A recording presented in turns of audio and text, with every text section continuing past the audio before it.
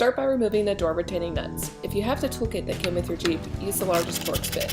If not, use the T50 bit. There is a storage compartment in the back of your Jeep to hold all the hardware in.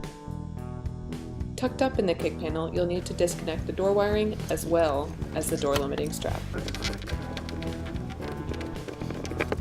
Next, lift the door off.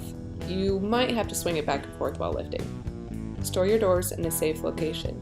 Steinjager offers portable door holders that disassemble to lay flat, like this one, or wall-mounted door holders. Installing the Steinjager Foot Peg is as easy as lining up the slot and sliding it over the door hinge. You do have to shimmy it down a little bit because the poly insert will make it a snug fit, but it also protects the hinge from paint damage.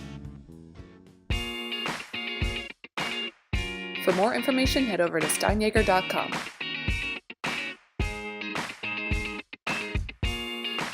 Be sure to follow us on YouTube and Facebook to see more awesome stuff that we're working on.